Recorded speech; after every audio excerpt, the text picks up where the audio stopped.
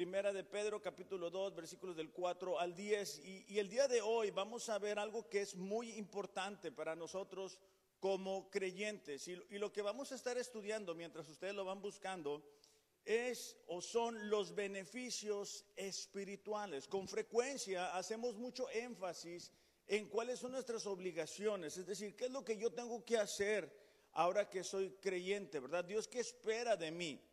Pero el día de hoy vamos a ver los beneficios que tenemos al ser parte de la familia de Dios, al ser hijos de Dios, al haber nacido de nuevo, al formar parte de la iglesia. Un beneficio es un privilegio, es una ventaja, es un favor peculiar y comúnmente está unido a una posición o cargo. Entonces, como creyentes necesitamos entender esto también, es decir, no todos son obligaciones. Las bendiciones de parte de Dios no van a comenzar cuando estemos en su presencia, comienzan aquí. Comienzan cuando nosotros reconocemos a Jesús como nuestro Señor y nuestro Salvador, ¿verdad? Pero no sé si a ustedes les pasa, a mí de repente me pasa que tengo credenciales o tarjetas y tienen muchos beneficios y puntos y cosas así y yo no lo entiendo.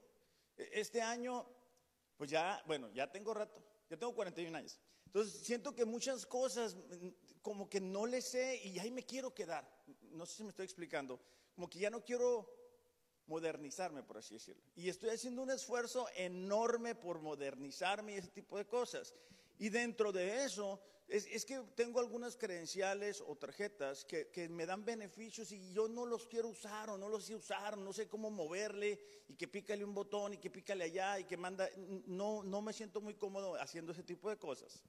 Bueno, eso lo doy como ejemplo. Porque como creyentes, dice Pablo que hemos sido bendecidos con toda bendición espiritual. Pero eso comienza aquí, tenemos beneficios aquí, tenemos privilegios aquí. Y vamos a tener más allá. Pero no necesitamos esperarnos para estar allá. Y recuerden esto, Pedro le está escribiendo a esos creyentes que estaban experimentando persecución. Y Pedro, al terminar el capítulo 1, dice que ellos han nacido por la palabra de Dios. En el capítulo 2, en los primeros versículos, dice que es importante que vayamos creciendo en la madurez espiritual mientras nos alimentamos de la palabra. Y ahora va a comenzar a enumerar los beneficios para cada uno de nosotros. En el versículo 4, vamos a comenzar a leer y les voy a ir resaltando algunas palabras solamente para que podamos ir más como juntos. Dice, viniendo a él como una piedra viva. Vamos a subrayar piedra viva y nos vamos a dar cuenta que es una constante en este texto. Desechada por los hombres, pero escogida y preciosa delante de Dios. También ustedes, dice, como piedras vivas, otra vez subrayamos la palabra, bueno, las dos palabras, piedras vivas, sean edificados como casa espiritual para un sacerdocio santo, para ofrecer sacrificios espirituales aceptables a Dios por medio de Jesucristo. Pues esto se encuentra en la Escritura. Yo pongo en Sión una piedra escogida, subrayamos otra vez, piedra escogida. Una preciosa piedra angular, subrayamos esas dos palabras, piedra angular. Y el que crea en él, hablando de Cristo, no será avergonzado. Este precioso valor es, pues, para ustedes los que creen. Si se dan cuenta, dice Pedro, esto no es para todos los seres humanos, es para los que creen.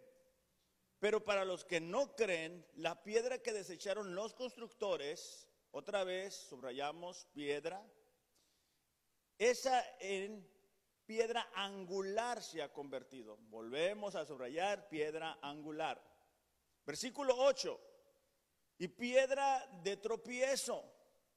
Subrayemos piedra de tropiezo. Yo sé que allá la Biblia les quedó toda subrayada, pero para eso es, o sea, la Biblia no es para que esté nueva, la Biblia es para subrayarla, marcarla doblarla, volverla a abrir y recordarnos, ¿verdad? Me acuerdo cuando el pastor nos dijo, subraya esta palabra, y fue algo importante para nosotros. Y dice, roca de escándalo. Subrayemos la palabra roca. Pues ellos tropiezan porque son desobedientes a la palabra y para ellos fueron destinados. Pero ustedes son linaje escogido, real sacerdocio, nación santa, pueblo adquirido para posesión de Dios, a fin que anuncien las virtudes de aquel que los llamó de las tinieblas a su luz admirable. Ustedes en otro tiempo no eran pueblo, ahora son pueblo de Dios. No habían recibido misericordia, pero ahora han recibido misericordia. Entonces nos damos cuenta en este texto que una constante es la palabra piedra. Entonces esto es muy importante porque la actitud que nosotros tomemos en cuanto a la piedra angular, es decir, en cuanto a Cristo, va a determinar la condición espiritual de nuestras vidas. La razón que dice, ¿verdad?, que han algunos desechado esta piedra es porque nos está hablando de los líderes religiosos en particular. Ellos miraban a Jesús y no encajaba en lo que ellos querían que fuera Jesús. Por eso le llevaron a crucificarle, por eso es que promovieron que el pueblo escogiera a Barrabás. Y en los tiempos que estamos viviendo el día de hoy no es muy diferente. Hay personas que desechan a Jesús. O sea, lo único que quieren de Dios son los milagros, es la sanidad, son las bendiciones, pero no funciona así. O sea, no podemos creer, ¿verdad?, lo que muchas personas creen. O sea, creen que pueden tener una relación con Dios, pero en sus propios términos. Y esto lo he dicho en otras ocasiones. Se ha puesto de moda últimamente decir que hay personas que creen en Dios, pero no es realidad, porque nos damos cuenta que no aceptan el señorío de Cristo en sus vidas. No hay un cambio de conducta. Jesús, hablando de sí mismo en Juan capítulo 14, versículo 6, pongan una marca en Pedro porque vamos a estar regresando. Dijo, yo soy el camino, la verdad y la vida. Nadie puede ir al Padre si no es por medio de mí. Es decir, no podemos tener una relación con Dios si no aceptamos a Jesús en nuestros corazones. Si Jesús no es nuestro Señor, si no somos fieles a lo que Él nos ha dicho. Pero estamos viviendo una sociedad que ha creado una serie de dioses que se amoldan a lo que ellos quieren. Y por eso es que tropiezan, dice Pedro. Tropiezan en el sentido de que no aceptan lo que Jesús ha dicho acerca de la familia, no aceptan lo que Jesús ha dicho acerca del matrimonio, no aceptan lo que Jesús ha dicho acerca de la justicia, no aceptan lo que Jesús ha dicho acerca de la prioridad, del rendirnos totalmente a Él, del ser verdaderamente discípulos. Quieren ser cristianos, pero sin la cruz. Y eso no existe, eso no funciona de esa manera.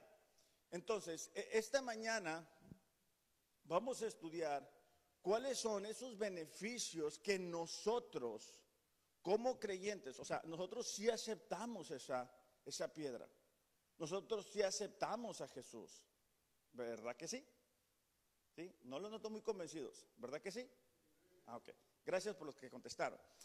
Entonces, porque hay una diferencia entre aquellas personas que son creyentes en verdad, que han nacido de nuevo de verdad, y los que no lo son. Dios ama al mundo, claro que sí. Por eso es que ha enviado a su Hijo Jesús a morir por sus pecados. Pero ese amor, ¿verdad?, se muestra diferente para aquellos que somos parte de su familia. Y bueno, vamos a comenzar con los beneficios. Y el primer beneficio se encuentra en el versículo 4 y es la unión que nosotros tenemos con Cristo. Versículo 4 dice, y viniendo a Él como una piedra viva. Esta unión con Cristo y esta palabra o esta frase viniendo a Él es mucho más que el acercarnos a Jesús en una ocasión por salvación. La palabra sugiere el movimiento de toda la persona interior a una experiencia íntima y continua de comunión con Cristo. Es decir, no es cuando llegamos y pedimos perdón a Dios por nuestros pecados y creemos en Jesús y ya se acaba. No, ese es el comienzo de nuestra relación, es el comienzo de nuestra unión con Él. De hecho, Jesús mismo en Mateo capítulo 11, versículo 28 al 30 dijo, Mateo 11, 28, gracias, vengan a mí, dice, todos los que están cansados y cargados, y yo los haré descansar. Tomen mi yugo sobre ustedes y aprendan de mí, que soy manso, humilde de corazón. Hallarán descanso para sus almas, porque mi yugo es fácil y mi carga es ligera. Antes de ser creyentes, estábamos buscando el propósito de nuestras vidas en el trabajo, en el dinero, en relaciones, en el sexo, en el pecado, en alguna adicción, en diferentes cosas. Pero Jesús dice, hey, vengan a mí, pero vengan a mí para quedarse conmigo, para comenzar esa relación de unión con Él. Entonces, esta palabra piedra tenía el significado o el contexto de ser una que fuera diseñada, conformada, tallada para convertirse en la piedra angular de una construcción. En aquel tiempo, cuando comenzaban a hacer una construcción, necesitaban una piedra para que les diera la guía, por decirlo de alguna manera. Y una vez que tú ponías esa piedra como el cimiento de la construcción, las otras piedras se tenían que unir a la piedra principal, pero alinearse a esa piedra, porque si no, pues la casa se venía abajo. Entonces, eso es lo que nos está diciendo aquí. Los líderes religiosos la desecharon porque ellos consideraban que Jesús no encuadraba en lo que ellos estaban esperando. Algunas personas de aquel tiempo pensaban que Jesús iba a venir, iba a traer una revolución y los iba a liberar del imperio romano. Algunas personas creían nada más en los milagros por conveniencia. Por eso es que Jesús les dijo una vez, ustedes me buscan porque comieron pan, ¿verdad? Pero no quieren algo conmigo. Jesús conoce las motivaciones de nuestro corazón. Jesús no tiene problema en darnos bendiciones, pero no es el propósito único de nuestra vida mientras estamos aquí en la tierra. Entonces nosotros experimentamos de esa unión con Cristo gracias a que Cristo comienza o empieza a vivir en nuestros corazones. Y es un parteaguas en nuestras vidas. Es lo que Pablo en sus cartas frecuentemente llama estar en Cristo. Gálatas 2:20, por ejemplo. Gálatas 2:20 dice, con Cristo he sido crucificado. Y ya no soy yo el que vive, dice, sino que Cristo vive en mí. Estaba platicando a Mariel que el día de ayer estaba mirando un como especie de documental de personas que están prisioneras de adicción a las drogas. Y es un panorama muy feo, muy difícil. O sea, a mí la verdad me dolió el corazón ver, porque en su mayoría son jóvenes, ¿no? Y tú miras el antes y el... Muchas gracias, me adivinaste. El antes, ¿no? Cuando, pues, antes de empezar a consumir y ya el después y todo el proceso. Y a mí se me hacía muy feo y decía, Dios, híjole, qué difícil. Porque les roba su soberanía, les roba la autoridad, les roba la voluntad a estos jóvenes. Así es el pecado. O sea, en cada una de sus facetas, el pecado nos roba el dominio propio, nos roba la voluntad. Y es solamente cuando Cristo viene y vive en nosotros que Él puede romper las cadenas del pecado. Por eso es que es importante que entendamos que tenemos esa unidad con la piedra viva.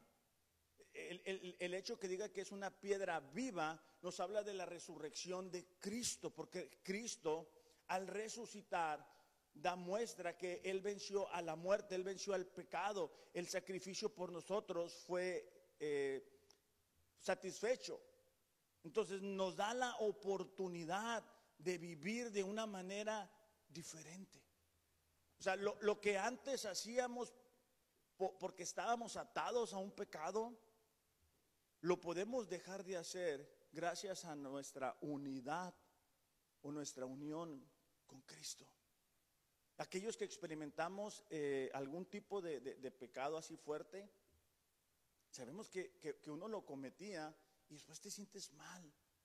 Y dices, ya no lo voy a volver a hacer, ¿verdad? Como cuando uno come mucho, ¿verdad? No sé si a ustedes les pasa, pero a mí después de comerme la tercera concha de chocolate, ya digo, no lo vuelvo a hacer. Pero luego llega Martín con un pastel y digo, oh, y otra vez, Señor, ¿por qué me pones en estrecho? Pero bueno, nos podemos reír del pan dulce, pero del pecado, el pecado es diferente, porque te hace sentir mal. Bueno, dice, Cristo vive en mí, dice, y fíjate la siguiente parte, la vida que ahora vivo en la carne, es decir, aquí en la tierra, la vivo por la fe del Hijo de Dios, el cual me amó y se entregó a sí mismo por mí. Lo que Pablo estaba diciendo es, la manera en que ahora vivo mientras estoy aquí en la tierra es diferente porque ya no vivo yo, es Cristo quien vive en mí. Y ese es un beneficio al cual no pueden acceder los no creyentes, porque ellos no tienen a Cristo viviendo en sus corazones. Por eso no pueden superar ciertas adicciones, por eso no pueden comenzar a vivir distinto, porque no tienen el Espíritu Santo habitando en ellos. Efesios capítulo 3, versículo 20, Pablo también da una claridad en cuanto a este tema. Efesios capítulo 3, versículo 20. Dice, y aquel que es poderoso para hacer todo mucho más abundantemente de lo que pedimos o entendemos, según el poder, dice, que obra en nosotros. Ese poder que obra en nosotros, dice Pablo, es el poder que resucitó a Jesús de los muertos. Es el Espíritu Santo. Entonces, claro, hay pecados, ¿verdad?, que uno va dejando poco a poco en el proceso llamado santificación, pero va de menos a más. O sea, hay gente que a lo mejor era mentirillas, o sea, le gustaba echar mentiras, o se acostumbró a echar mentiras, en su casa siempre echaban mentiras, entonces, pues mentiras blancas, chicas, medianas, transparentes, de todo tipo de mentiras, ¿no? Entonces a veces es difícil romper con eso, pero bueno, va poco a poco. Hay cosas que Dios las termina en el momento que nosotros aceptamos a Jesús en nuestros corazones. O sea, en ese momento, pum, se acaba. Hay otras cosas que nos toma un poquito de más tiempo, pero lo podemos superar gracias a que el Espíritu Santo está en nosotros. Pudiéramos decir, no, pues es que no puedo. No, bueno, aquí hay de dos sopas. O no puedes porque no has nacido de nuevo, o no puedes porque no quieres, porque el pecado pues sigue siendo sabroso. ¿Sí me explico? O sea, sigue atrayendo la carne. Entonces, si yo me la paso viendo cosas que no debo de ver en el teléfono, en la televisión, escuchando, ya saben, ¿verdad?, arremángala, reempújala, o reggaetón y todo ese tipo de cosas, pues va a ser difícil cuando me enfrente, ¿verdad?, ante la tentación. Entonces, no es que no pueda, pues es que me estoy entregando. Ahorita Areli comentaba, ¿no?, que nuestra batalla no es contra carne ni hueso, contra carne, sino que es contra espíritu, ¿no? Entonces, claro, yo tengo que ser sensible a lo que Dios me está diciendo, y es un beneficio que yo tengo, el que el Espíritu Santo esté en mí. Y si yo lo logro entender en el momento de la tentación, voy a poder decir, Señor, tú estás conmigo. Ayúdame a superar esta tentación. Ayúdame a hacerle frente al desánimo. Ayúdame a hacerle frente al miedo. Ayúdame a creer que tú me sigues amando en medio de lo que yo estoy enfrentando. Ayúdame a seguir creyendo en ti a pesar de que he perdido esto o aquello, o a pesar de que me siento solo o sola. Porque todo eso son dardos que el enemigo lanza sobre nosotros, dependiendo en el punto de batalla que nosotros nos encontremos. Y vuelvo a lo mismo, recuerden, esta carta Pedro se la está escribiendo a creyentes que estaban siendo perseguidos, presionados, y entonces él les tiene que recordar que ellos están unidos a la piedra viva, que ellos no están solos, que el Espíritu Santo está en ellos, que habita dentro de ellos, a diferencia de las personas a su alrededor que no conocían a Dios. Entonces, el día de hoy a lo mejor algunos de nosotros estamos enfrentando diferentes batallas y necesitamos recordar que no estamos solos, que tenemos a Cristo viviendo en nuestro interior. De hecho, Pablo una vez más en Romanos capítulo 15, versículo 18, dice, sin embargo, no me atrevo a jactarme de nada, dice, salvo de lo que Cristo ha hecho por medio de mí,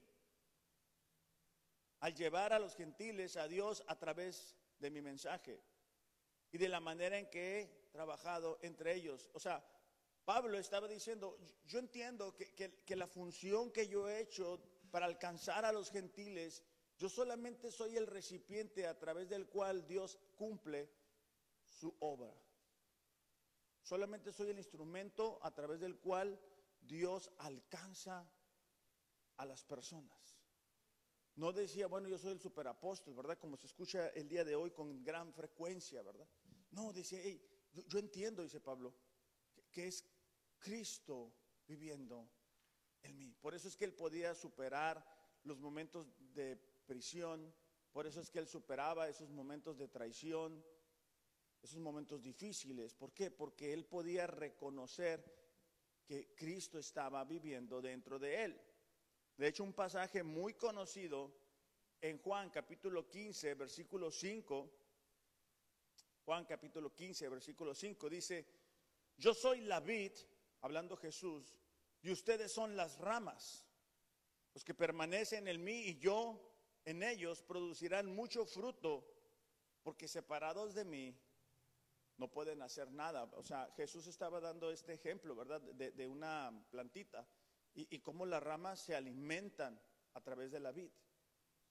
Eso es de forma natural. O sea, no se tiene que forzar nada. De igual manera, nosotros, al estar entendidos de este beneficio que tenemos, podemos absorber de la vida espiritual. Podemos vivir más como Cristo. Podemos superar lo que no hemos logrado superar, porque pensamos muchas veces, no, pues yo quién soy. No, pues yo nunca he podido. No, pues es que siempre he sido así. Mi mamá y mi papá siempre han sido así y así voy a morir. No es cierto. Porque ya no somos los que antes éramos.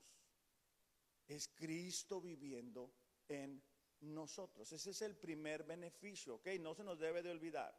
El segundo, 1 de Pedro 2:5 dice, sean edificados como casa espiritual para un sacerdocio santo. Y el segundo beneficio es que podemos ser sacerdotes.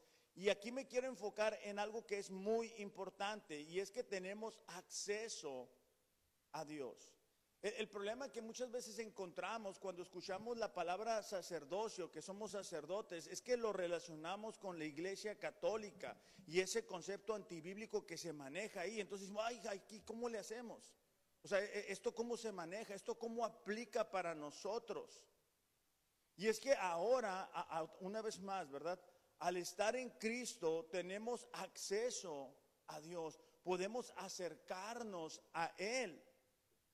hay personas que creen, ¿verdad?, que todos se pueden acercar a Dios, que todos pueden tener una relación con Dios. Hay personas, a mí me ha tocado verlas en entrevistas, que dicen, no, Dios, oro a Dios y Dios me contesta, yo le digo y me manda y le contesto, bien suave, ¿no? Y lo pum, una grosería, y lo otra grosería, y no, y voy para mi quinto matrimonio, y pum, me estoy dando de novio o de novia, y no, o sea, no puede ser.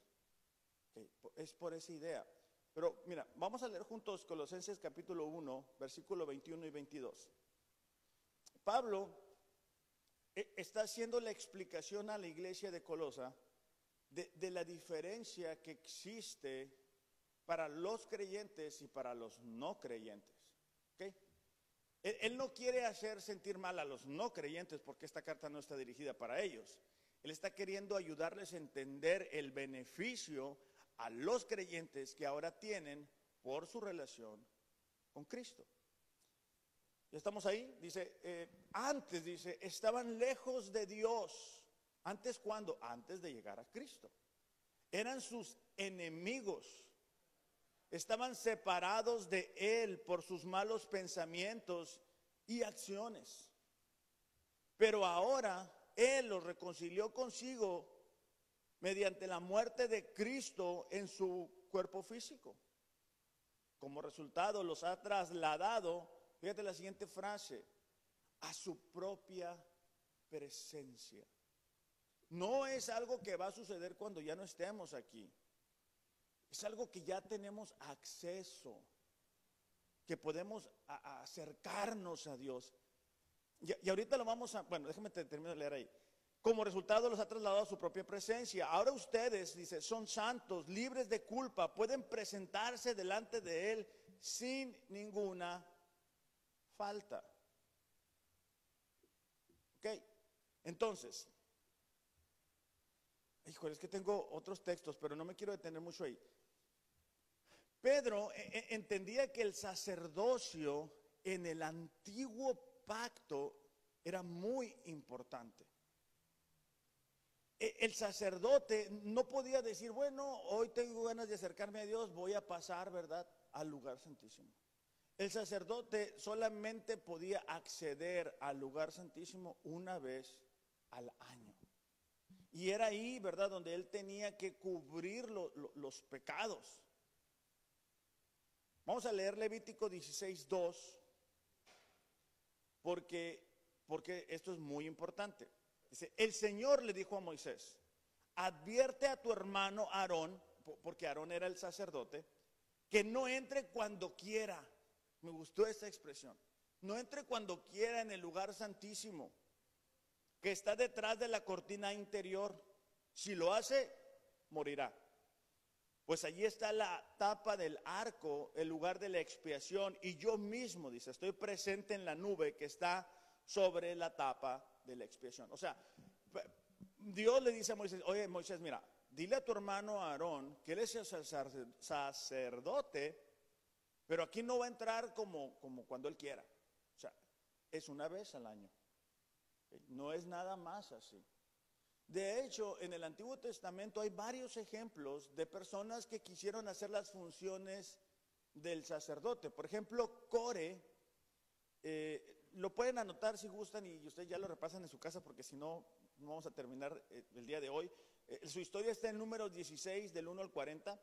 Pero Core llega con Moisés y dice, bueno, últimamente Moisés, todos aquí somos iguales. Aquí todos podemos entrar delante de la presencia de Dios.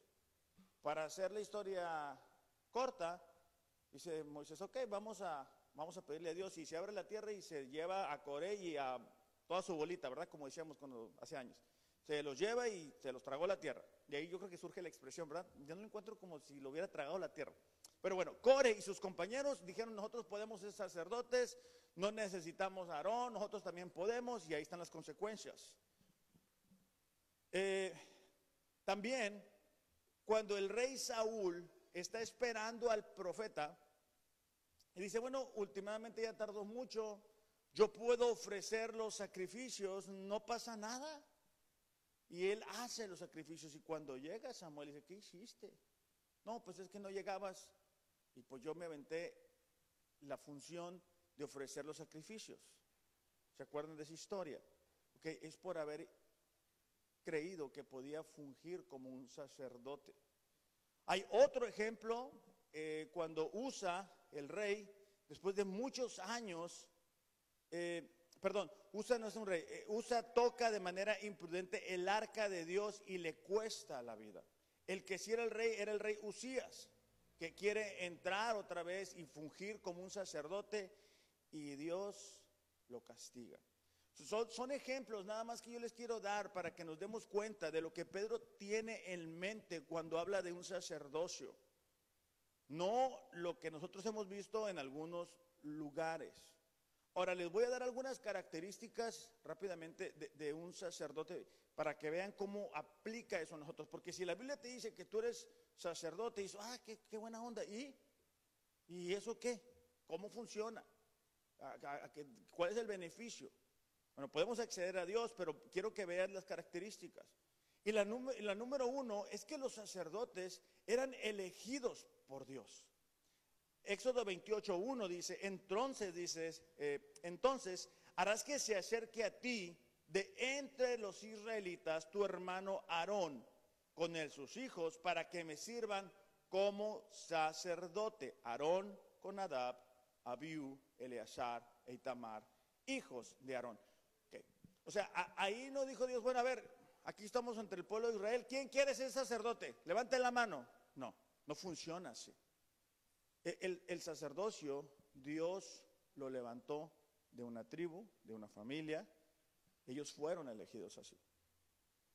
¿Cómo aplica para nosotros? En Juan capítulo 15, versículo 16, Jesús dice, ¿sabes qué? Ustedes no me eligieron a mí, yo los he elegido a ustedes. Cuando nosotros estábamos en nuestros pecados, Dios envía a su Hijo Jesús a pagar por nuestros pecados. Es a través de Cristo que la elección nuestra se hace efectiva. Cuando nosotros ponemos nuestra confianza en Él. Nosotros ni habíamos nacido cuando ya el plan de Dios por alcanzarnos a cada uno de nosotros ya estaba en funcionamiento. De hecho, 1 Corintios capítulo 1, versículo 26 y en adelante nos habla, ¿verdad?, de que cómo Dios elige lo que el mundo considera de poco valor. Cómo el mundo muchas veces nos hace a un lado. Dice, pues consideren, hermanos, su llamamiento. No hubo muchos sabios conforme a la carne, ni muchos poderosos, ni muchos nobles,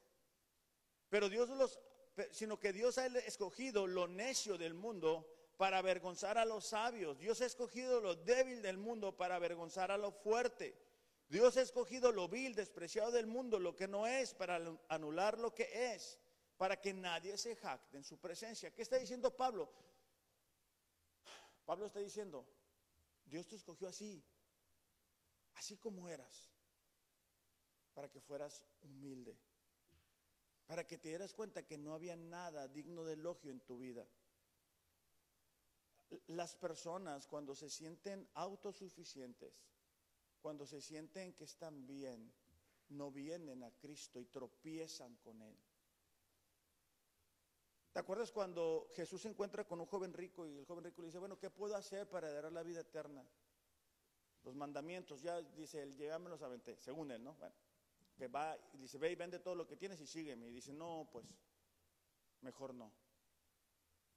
Pero cuando uno está batallando con algo, cuando uno no tiene nada, cuando a lo mejor pierdes a un ser querido, cuando algo no está funcionando correctamente, cuando has intentado superar un pecado y no puedes, cuando has intentado buscar el propósito en las cosas, en esto, en aquello, y no funciona, y uno va con Jesús humildemente, es cuando entonces nos damos cuenta que Él nos eligió a través de ese sacrificio.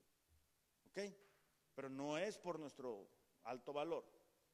Número 2, una característica del sacerdote era la limpieza que se tenía que hacer. O sea, era un show, ¿verdad? Los animales que se ofrecían, uno por los pecados del sacerdote, era constante eso.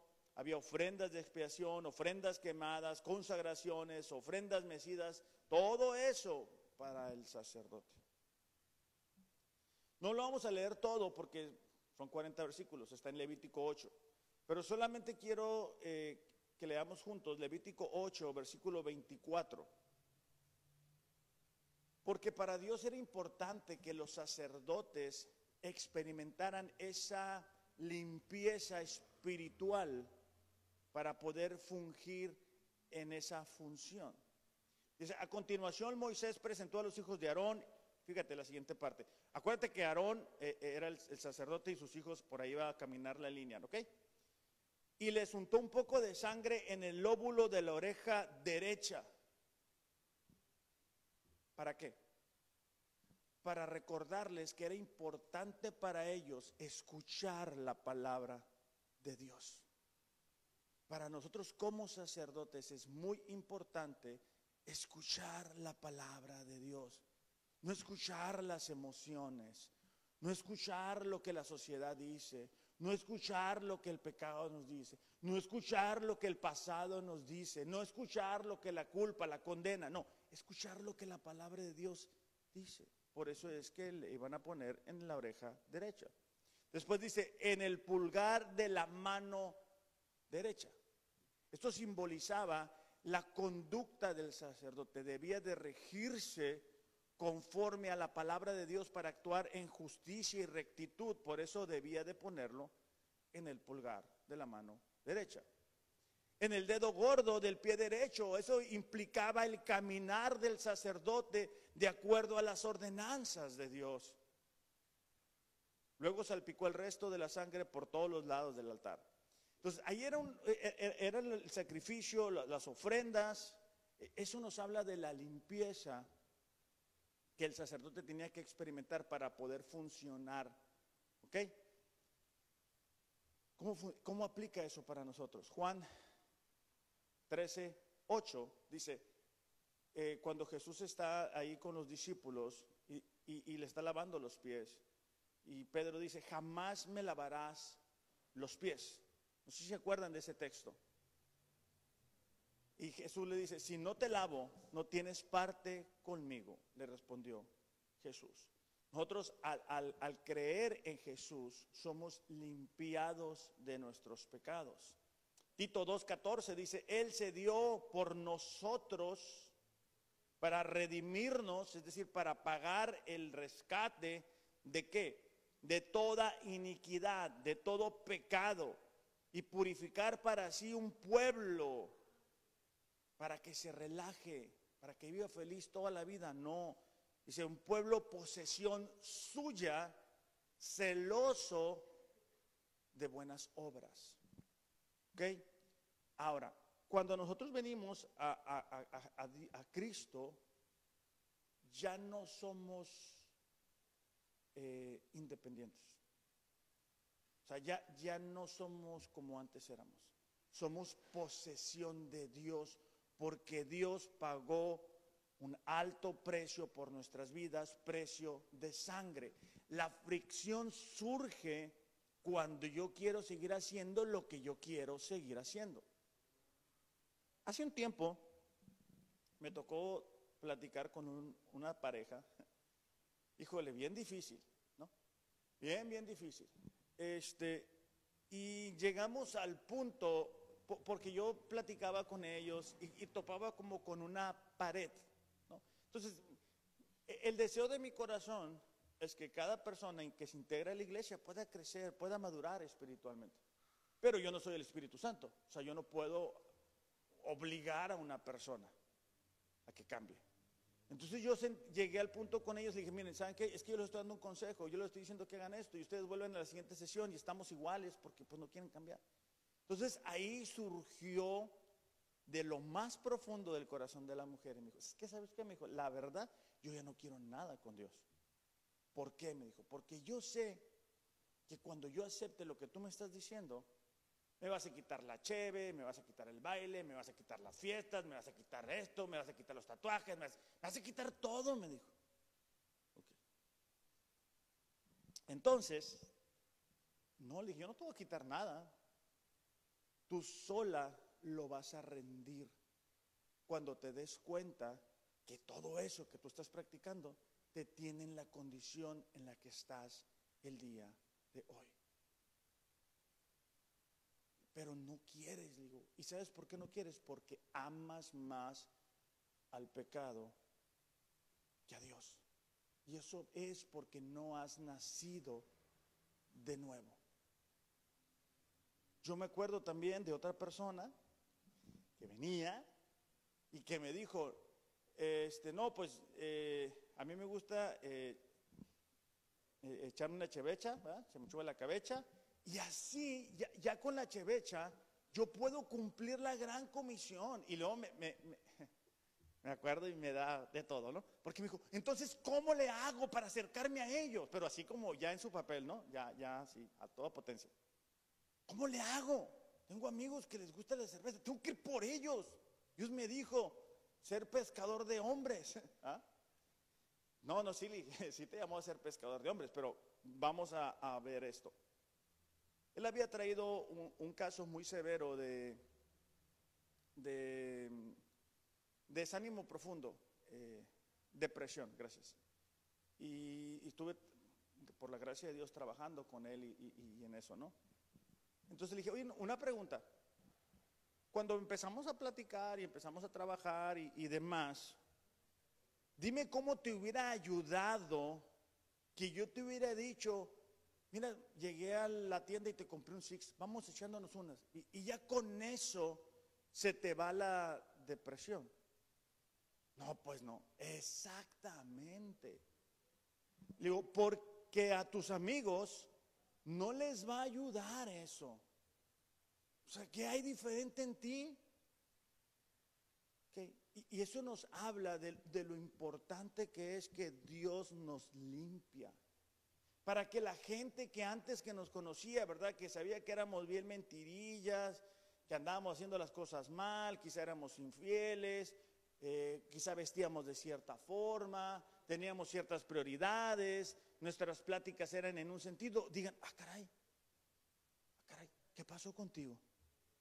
Porque ya no transeas como nosotros, bien suave, que hacemos tranzas y sobornos y dinero por abajo del agua, ¿verdad? Ya tú eres diferente.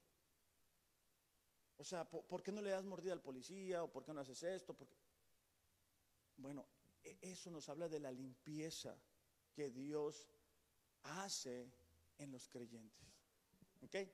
Otra parte importante del sacerdocio era el vestido. O sea, el sacerdote, y hay veces que leemos estos pasajes y decimos, uy, aquí 3 horas me voy a aventar y que la ropa así, que la ropa asada, ¿no? Pero tiene mucha importancia porque, por ejemplo, así resumiéndolo, ¿no? Los calzoncillos o la ropa interior simbolizaban la pureza sexual que el sacerdote debía tener. Había otras vestimentas especiales que simbolizaban la justicia, la virtud y la devoción a Dios. Entonces, el sacerdote en aquel tiempo era vestido de una forma diferente para simbolizar la nueva posición que él tenía delante del pueblo para guiar al pueblo, ¿verdad? No, nada que ver con lo que de repente vemos, ¿verdad? Que bésenme la mano y que híncate y que esto. No.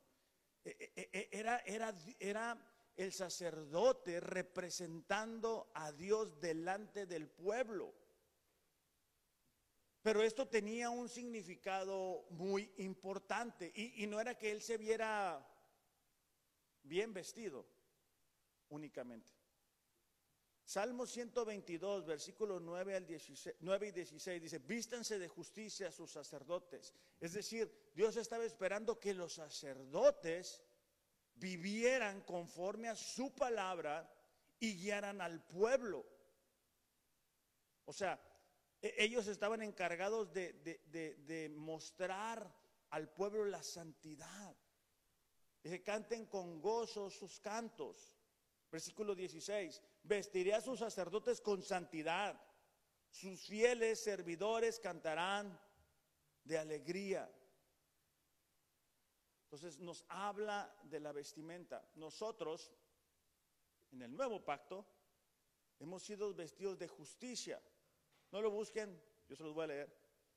En 2 de Corintios 5:21 dice que al que no conoció pecado, lo hizo pecado por nosotros para que fuéramos hechos justicia delante de Él. Es decir, ya no tenemos la ropa llena de pecado. Dios nos viste de justicia. Entonces, fíjate los elementos del sacerdocio que implica para nosotros. Fuimos elegidos, fuimos limpiados, tenemos una nueva vestimenta hablando espiritualmente. Y hay otra parte importante y era la preparación. En aquel tiempo, cuando te digo que se ofrecían los sacrificios y le ponían sangre en donde ya mirábamos, en el oído, en la mano, en el pie y demás. En Levítico 8:33 dice, no salgan de la entrada del tabernáculo durante 7 días. Porque hasta entonces habrá terminado la ceremonia de ordenación. Es importante para nosotros como creyentes prepararnos espiritualmente. Esos 7 días hablaban de la preparación que Dios iba a hacer en el corazón del sacerdote. Dios está preocupado por nuestro corazón, para que seamos preparados, para que seamos afirmados.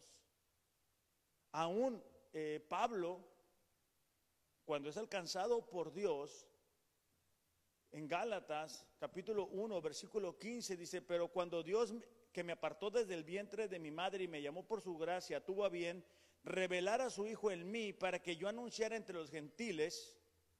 Fíjate la siguiente parte. No consulté enseguida con carne y sangre, ni subí a Jerusalén a los apóstoles que eran antes que yo, sino que fui a Arabia y regresé otra vez a Damasco. Entonces eso nos habla de la preparación que Pablo tuvo, y eso nos habla de la preparación que tú y yo necesitamos tener. No es suficiente, hablando espiritualmente, venir un domingo para crecer espiritualmente. Necesitamos de más. Necesitamos de leer la Biblia en un año, todos los días. Necesitamos orar, necesitamos de la comunión de unos con otros. Eso nos va preparando. Hay gente que no le gusta, ¿verdad?, convivir con otras personas. Bueno, es que así la paciencia pues no te va a llegar. Necesitamos gente que nos desespere pues para hacernos pacientes. Necesitamos el ánimo de unos a otros, y eso nos habla de la preparación. El día, esta semana justamente, ¿verdad?, los hombres nos sacrificamos, rompimos nuestra dieta solamente ese día y nos fuimos a la birria, ¿verdad? Nos sumergimos ahí, habiendo orado al Señor, y eso lo hicimos porque el convivir nos bendice. Y eso es parte de la preparación, eso es parte de estar en la misma página, por así decirlo. Por eso es que yo les digo, vamos leyendo la Biblia en un año juntos. Yo sé que ustedes pueden leer otras cosas y estar leyendo la Biblia, pero cuando estamos leyendo lo mismo, estamos apuntando hacia donde mismo, nuestras conversaciones van hacia donde mismo. Entonces, el sacerdote era preparado. Otra característica del sacerdocio era la obediencia que Dios esperaba. Y en ese sentido, los hijos de Aarón, Nadab y Abiú, pues un día decidieron tomar del incensario y ofrecer un fuego, ¿verdad?, que dice Dios que fue un fuego extraño. No se sabe exactamente en qué pudo haber sucedido, pero lo que sí es cierto es que no fue hecho conforme a las instrucciones de Dios. Esta semana, el día miércoles, comenzamos a estudiar el libro de Malaquías. Y está muy interesante porque en Éxodo 28 están las instrucciones que Dios le da a los sacerdotes. En Levítico 8 le da toda la ceremonia que hemos estado describiendo ahorita.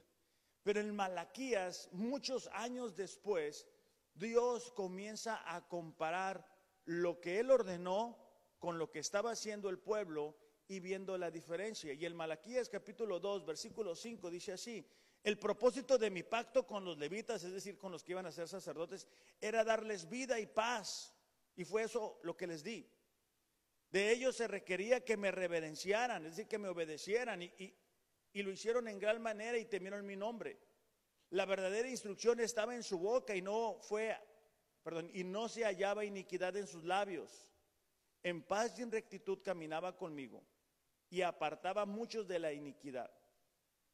Pues los labios del sacerdote deben de guardar la sabiduría y los hombres deben de buscar la instrucción de su boca.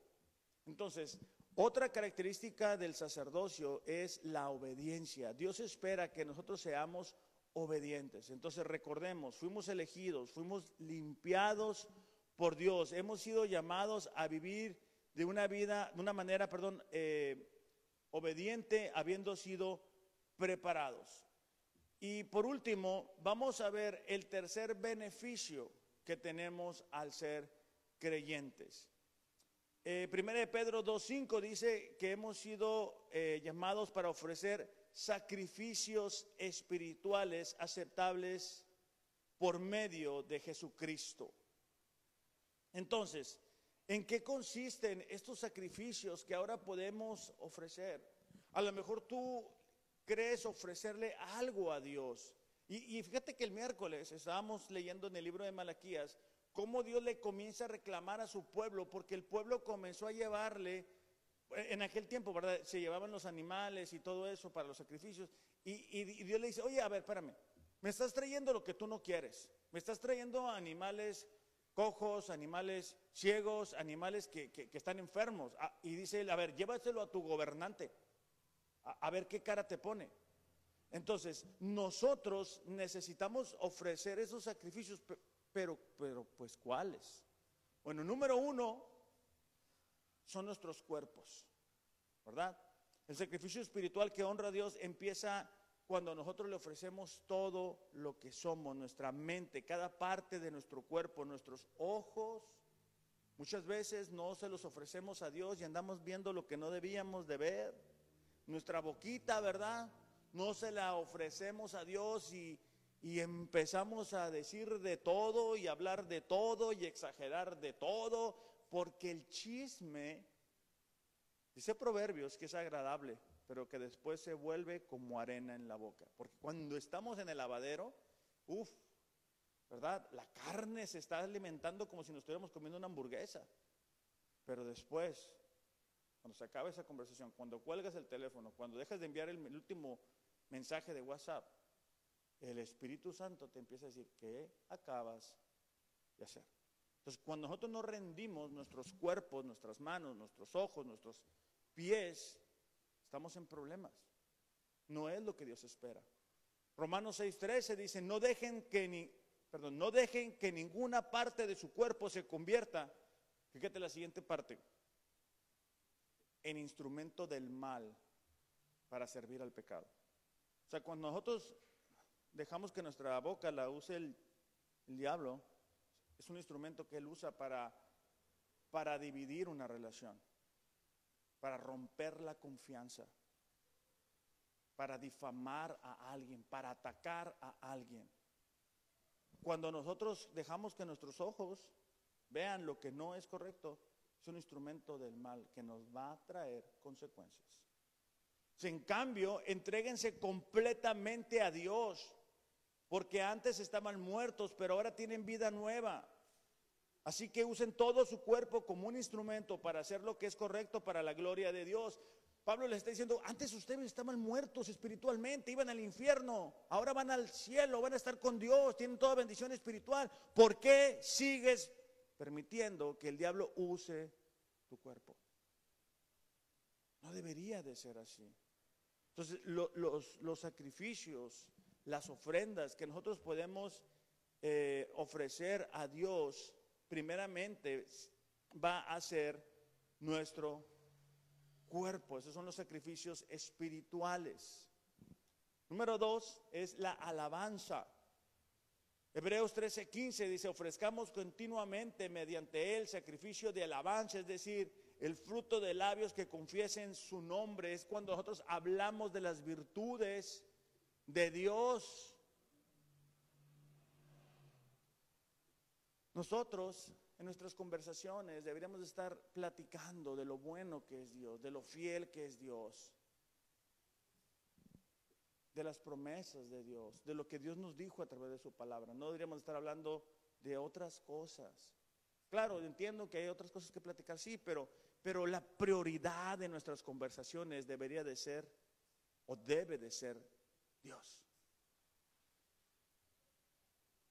Entonces, es importante para nosotros esa virtud de ofrecer alabanzas. No únicamente venimos aquí a cantar alabanzas. Nuestra manera de vivir es una alabanza. A donde nosotros vamos, ¿verdad? Podemos alabar a Dios en medio de lo que estamos enfrentando. En medio de la dificultad podemos alabar a Dios. ¿Cómo? Bueno, estoy atravesando esta situación, pero confío en Dios. Dios me ha ayudado antes. Dios me va a sacar adelante. Dios está conmigo. Oye, ya supiste, Dios hizo esto, Dios hizo aquello, Dios me habló, leí en la Biblia. Pero no llegar como cuando los hijos llegan de la escuela, va arrastrando las patrullas, todo está mal, quejándonos, diciendo maldiciones, porque esos no son sacrificios espirituales. Nosotros podemos ofrecer esos sacrificios espirituales. La gente que no conoce a Dios no puede. Ellos creen que sí, ellos sueñan que sí, ellos creen que Dios los va a recibir lo que ellos quieran, pero no funciona así. Entonces, otro es las obras. Implica, ¿verdad?, llevar a cabo lo que es justo y lo que honra a Dios, toda buena obra, todo acto de obediencia a la palabra de Dios. Cada vez que nosotros miramos algo en la palabra de Dios y decimos, ¿sabes qué? Yo lo tengo que aplicar. Yo ya les he dicho antes, yo subrayo de verde lo que tengo que hacer. Subrayo de rojo lo que no debo de hacer, alguna advertencia.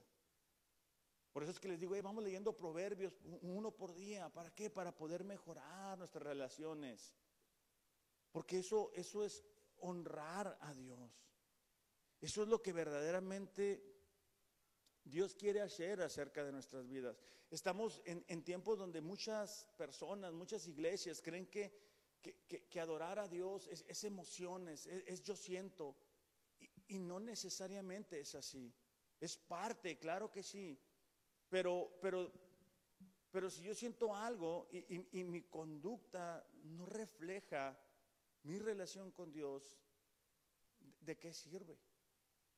La gente necesita ver que nosotros vivimos de acuerdo a principios diferentes a los que el mundo tiene. Tito 3:8 dice, palabra fiel es esta, y en cuanto a estas cosas quiero que hables con firmeza, para que los que han creído en Dios procuren, dice, ocuparse en buenas obras. Esas cosas son buenas y útiles para los hombres. Pablo decía, ¿sabes qué? Los hombres tienen que andar haciendo lo que es importante, la prioridad, cosas para Dios, que todo lo que hagamos sea para Dios. Otra es la generosidad. En Marcos, capítulo 12, versículo 42, nos cuenta la historia que asumo que la mayoría de nosotros recordamos y es de la vida pobre. Jesús está ahí en el lugar donde la gente está llevando sus ofrendas. Algunas personas llevaban la banda, ¿verdad? Prácticamente la banda de Sinaloa, cada vez que iban a hacer una ofrenda y se escuchaba la tambora y ponían su dinero. Para que todo el mundo se diera cuenta, para que todo México se entere, ¿verdad?, de lo que daban para la iglesia. En medio de todo ese ruidajo, dice, llegó una viuda pobre y echó 2 pequeñas monedas de cobre, o sea, un cuadrante. Llamando Jesús a sus discípulos, les dijo, esto a mí me llama la atención, porque Jesús no únicamente lo ve, Jesús llama a sus discípulos y les va a hacer un comentario importante para ellos.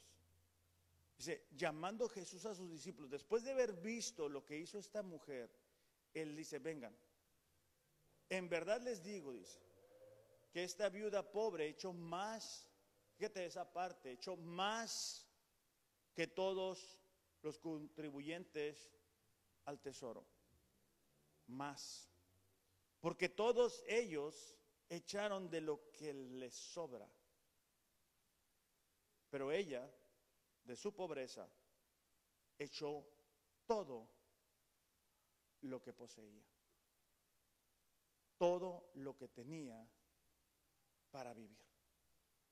Esto es importante, porque nuestras posesiones, lo que tenemos, el carro, el dinero, el trabajo, todo deberíamos de ofrecérselo a Dios. Es una forma de ofrecerle sacrificios. No estoy hablando de que vas a comprar el favor de Dios, ni que pactes con Dios, no. Simplemente estoy hablando de que lo que tenemos debe de servir a Dios. Muchas veces nosotros terminamos sirviendo al trabajo, sirviendo al dinero, queriendo más. Quiero comprarme esto, quiero comprarme el otro. Y Dios, bien, gracias. Entonces Dios dice, hey, yo he visto el corazón de esta mujer. Yo he visto lo que ha implicado para ella dar esto o aquello. Ahora, he dicho esto antes. Dios no necesita nuestro dinero. Dios tiene más de 2000 años con su iglesia avanzando, con o sin nuestra ayuda. Simplemente hablo del principio que esos sacrificios que nosotros hacemos para ayudar a la iglesia, para ayudar a las personas, Dios lo ve. Y por último, ¿no es cierto? Otro es la gran comisión. Compartir nuestra fe con las personas que nos rodean, hablarles del plan, hablarles de la salvación.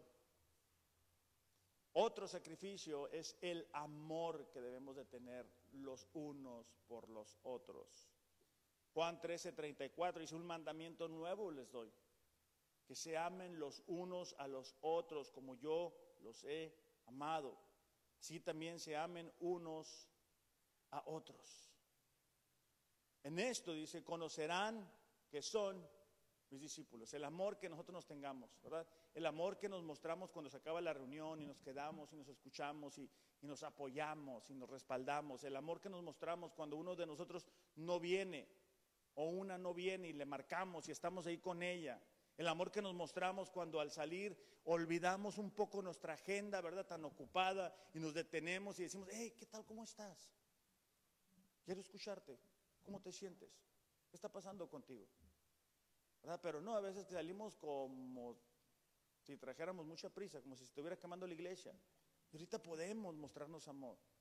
O sea, ahorita podemos hablarnos unos a los otros. Ahí tenemos el teléfono, lo usamos para todos lados.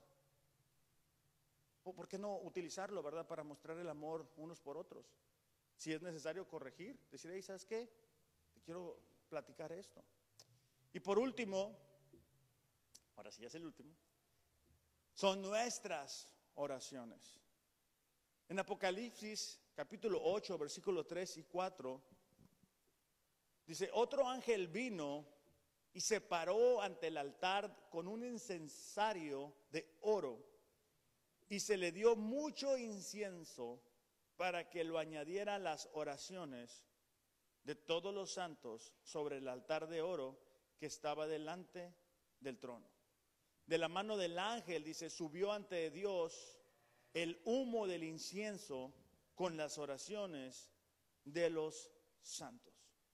Eso nos muestra que las oraciones están delante de Dios, las oraciones que nosotros hacemos, el sacrificarnos, nosotros los martes nos venimos a orar, hacemos a un lado nuestras necesidades y venimos y oramos porque amamos la iglesia, porque amamos a Dios. Y muchas veces implica un sacrificio porque estamos cansados, porque tenemos cosas que hacer, porque a veces no andamos bien.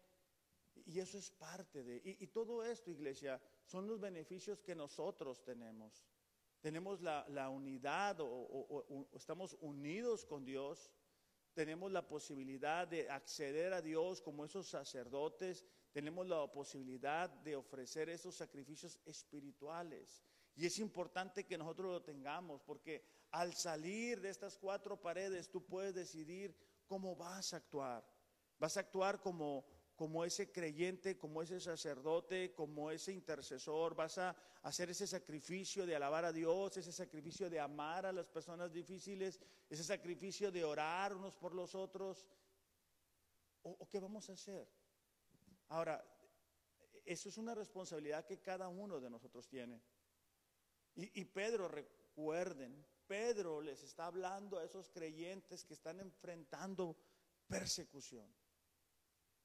O sea, esos creyentes que dicen, pues yo aquí me están correteando y tú quieres, Pedro, que me ponga a amar aquí a la gente. Pues si me andan buscando para matarme. Pero eso es lo que Dios espera de nosotros. Oye, ¿sabes qué? ¿Cómo me voy a poner a ser generoso? Pues si me andan correteando. O sea, vuelvo a lo mismo, con lo que tengamos. A lo mejor no tenemos dinero, pero voy a ser generoso con mi tiempo. Voy a ser generoso con lo que yo tenga. Voy a ser generoso con mi carro, con lo que sea. Oye, ¿sabes qué? Nosotros podemos acceder a Dios. Tenemos la oportunidad. En aquel tiempo el pueblo no podía, el sacerdote 1 año para poder llegar. Y nosotros que tenemos chance, no tengo tiempo. O sea, ahorita no, Dios, ahorita no tengo tiempo. Ando bien ocupado, el trabajo, la familia, los niños, el perro, el gato, el vecino. O sea, no, ando desvelado, cansado. Y el vecino puso la tambora anoche y no puedo dormir. Hoy no puedo orar. Imagínate. O sea, te vuelvo a repetir esto. ¿Qué pasaría? Y ya sabemos que estamos en los últimos tiempos, no te quiero asustar, pero ¿qué pasaría si te dijeran que te quedan 24 horas? ¿Qué harías? ¿Qué vas a hacer? Imagínate nada más. Lo más seguro es que vamos a sacar la Biblia y nos íbamos a poner a buscar a Dios y a orar y a sacar tiempo y a hablarle a nuestros seres queridos, a nuestro hijo, a nuestra hija. Ay, arrepiéntete, acércate a Dios porque ahora sí ya se va a acabar. El problema es de que no sabemos cuándo va a ser eso. Y necesitamos estar listos. Necesitamos estar listos para cuando Dios nos llame a su presencia, no salir allá, ¿verdad? Y decirle, no sabía, porque ya sabes. Ok, vamos a orar. Señor, te damos gracias porque tú nos amas de una manera tan especial. Señor, te damos gracias porque a pesar de nuestros errores, a pesar de nuestras fallas, tu amor permanece ahí. Esta mañana, Señor, hemos estudiado acerca de los beneficios que como creyentes tenemos. Quizá algunos de nosotros ni siquiera éramos conscientes de esos beneficios, ni siquiera los hemos aprovechado o ni siquiera los vemos como beneficios, sino como cargas. Padre, ayúdanos a entender todas esas bendiciones a las cuales ahora en Cristo tenemos acceso. Ayúdanos a vivir, Señor, conforme y de acuerdo al llamado que tú has depositado en nuestras vidas. Te pido que tu Espíritu Santo, Señor, nos dé entendimiento de la nueva posición que ahora tenemos y de los beneficios, privilegios que tenemos en Cristo. Te damos gracias, Señor, por cada uno de ellos y te pedimos, ayúdanos a poder vivir de tal forma que a ti te agrade. En el nombre de Jesús, amén. Iglesia, que tengan un excelente domingo, disfruten con su familia, disfruten con sus seres queridos. Los amo, pero Dios les ama más. Gracias.